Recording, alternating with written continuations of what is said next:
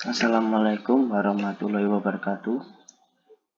Mohon izin memperkenalkan diri. Nama Abadi Nurdiansyah dari kelas D4 Transportasi Laut C atau Polbit dengan NIT 08 20 026 104. Nomor absen 26. Saya akan menjelaskan tentang database. Materinya yaitu tentang pengertian, fungsi, manfaat, tipe database. Pengertian database. Database adalah kumpulan informasi yang disimpan di dalam komputer secara sistematik sehingga dapat diperiksa menggunakan suatu program komputer untuk memperoleh informasi dari basis data tersebut. Database adalah representasi kumpulan fakta yang saling berhubungan disimpan secara bersama sedemikian rupa dan tanpa pengulangan yang tidak perlu untuk memenuhi berbagai kebutuhan. Fungsi database yaitu dibagi menjadi 6. 1. Menjaga kualitas data dan informasi yang diakses sesuai dengan yang diinput. Yang kedua, mempermudah identifikasi data. Dengan kata lain, pengelompokan data dapat dilakukan dengan beragam cara seperti membuat tabel, yaitu dengan file yang berbeda.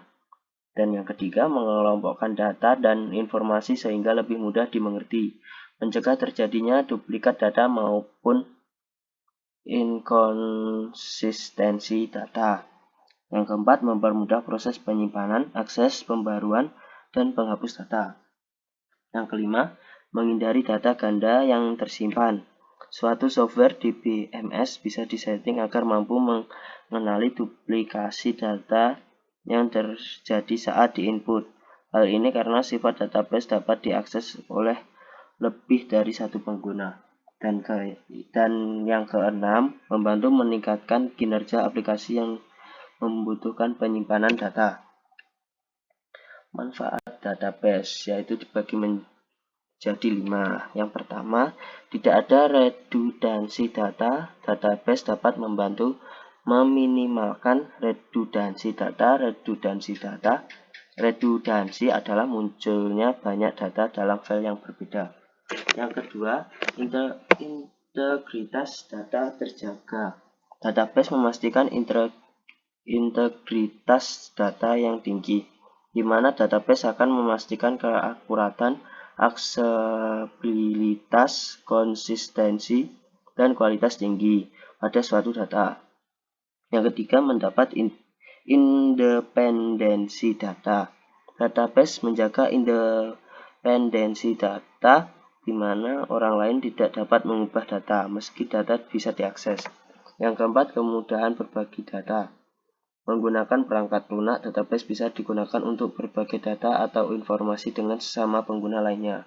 Yang kelima, pemeliharaan keamanan data. Database memastikan keamanan informasi dan data, di mana kamu dapat memasukkan kode akses untuk data tertentu yang tidak dapat diakses. Tipe database dibagi menjadi 5. Yang pertama, operational database. Yang kedua, analytical database. Yang ketiga, data warehouse. Yang keempat, distributed database. Dan yang terakhir, end user database. Pengertian dari operational database atau sistem manajemen basis data operasional biasa digunakan untuk memperbarui data secara real time, tak hanya sekedar melihat datanya saja. Tipe basis data ini memungkinkan pengguna untuk memodifikasi data seperti menambah, mengubah, dan menghapus data secara real time. Dan pengertian dari analytical database. Tipe analytical database merupakan database yang dapat menyimpan dan mengelola big data, termasuk bisnis, pasar, dan data pelanggan untuk analisis bisnis inteligensi atau BI. Terdiri dari data dan informasi yang diringkas agar mudah untuk dibaca. Selain itu, ia dioptimalkan secara khusus untuk skalabilitas, dan query yang lebih cepat. Database tipe ini sangat dibutuhkan oleh organisasi, manajemen, dan pengguna-pengguna lainnya.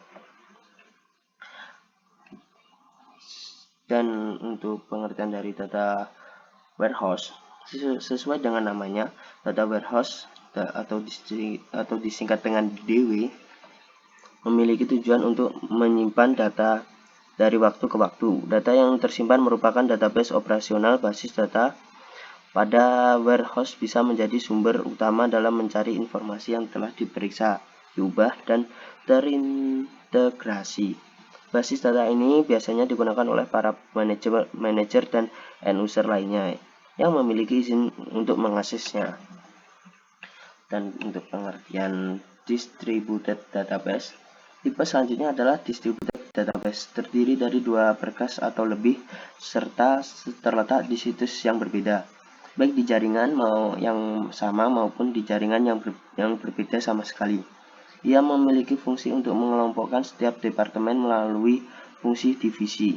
Pada penerapan sistem ini digunakan untuk mendistribusikan database melalui work group lokal di kantor regional, kantor cabang, serta lokasi kerja lainnya yang berkaitan. Database ini bisa mencakup segmen operasional dan user database, dan data yang dihasilkan hanya digunakan oleh pengguna situs itu sendiri. Dan untuk yang terakhir, pengertian dari end user database. End user database merupakan basis data yang dikembangkan oleh end user itu sendiri melalui workstation mereka. Berbagai jenis berkas data dibuat sendiri dengan menggunakan prosedur tersendiri. Contoh model dari end user database adalah works processing, spreadsheet, hingga download file. Ini tipe database real-time database. Yang kedua, relation database. Yang ketiga, navigational database. Yang keempat, hypermedia database. Pengertian dari real-time database adalah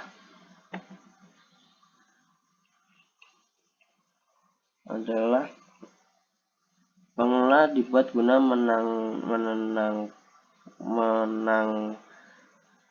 beban kerja suatu lembaga besar seperti negara. Pengelolaan data tersebut bisa berubah-ubah sesuai dengan permintaan dan bersifat terus-menerus, seperti berubahnya harga mata uang dolar yang berubah setiap menit. Di balik itu semua terdapat basis data real-time yang bekerja sangat cepat.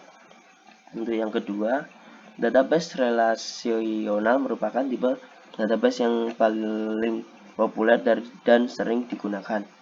Beberapa produk yang biasa digunakan adalah Oracle SQL Server, MySQL, IBM DB2, dan SQLite.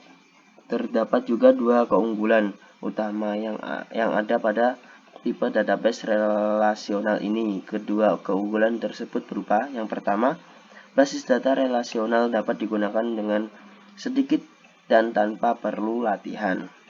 Untuk yang kedua, entry basis data dapat dimodifikasi tanpa perlu menentukan keseluruhan tubuh. Untuk yang ketiga, navigational database melalui basis data navigasi.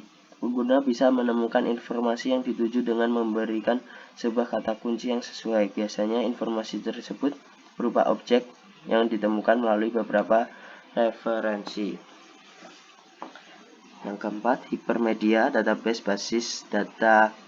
Tipe ini memungkinkan berbagai laman multimedia yang saling berhubungan dan bisa diakses dengan fitur hyperlink melalui homepage.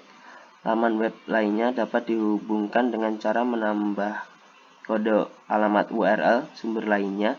Media ini bisa berupa teks, gambar, video, musik, grafik, dan sebagainya. Arrow diagram.